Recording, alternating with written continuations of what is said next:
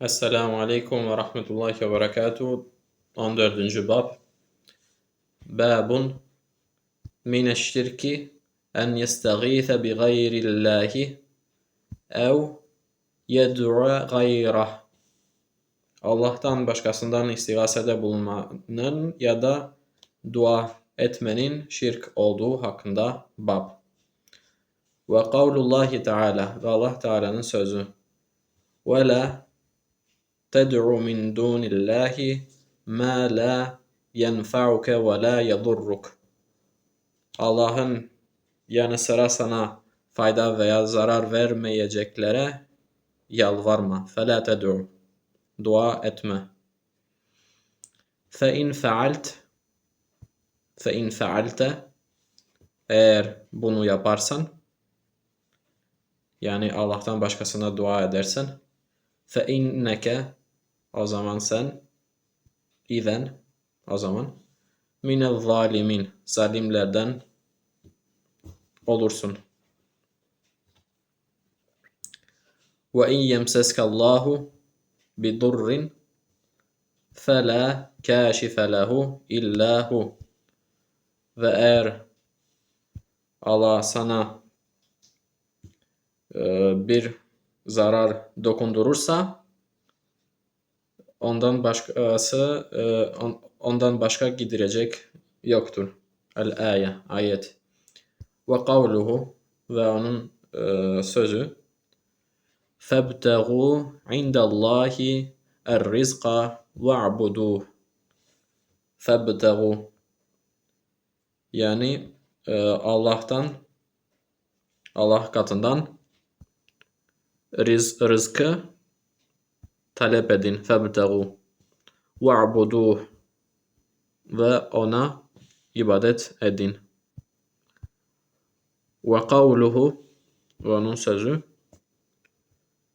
وَمَنْ اَضَلُّ.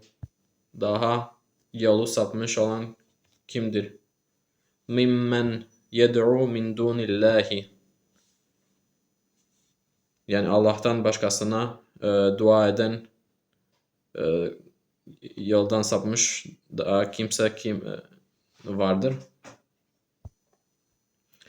مَنْ لَا يَسْتَجِيبُ لَهُ اِلَى يَوْمِ الْقِيَامَةِ.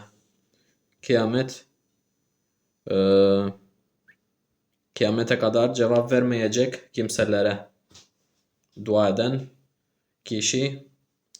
kişiden daha sapık kim olabilir? Ve kavluhu, ve onun sözü. Emmen yucibul mutarra izâ da'ah ve yekşifus su'e. El-Âye.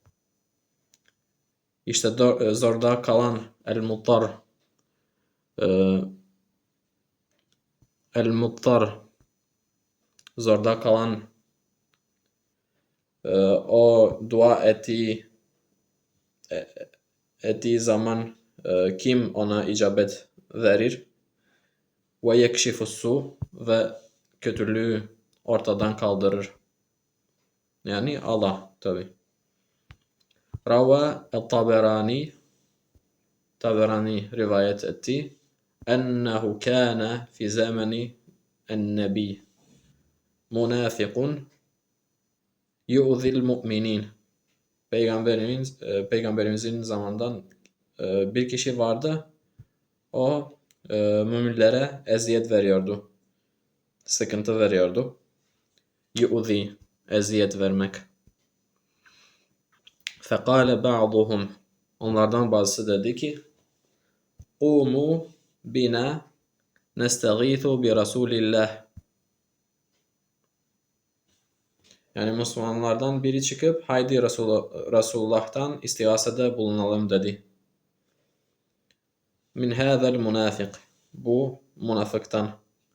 Fekâlen nebi, ve Nebi sallallahu aleyhi ve sellem dedi. İnnehu, şüphesiz, la yustagâthu bih. Şüphesiz benden istigasede bulunulamaz. Ve inneme, ve ancak yustagâthu billah. Allah'tan istiğasada bulunabilir.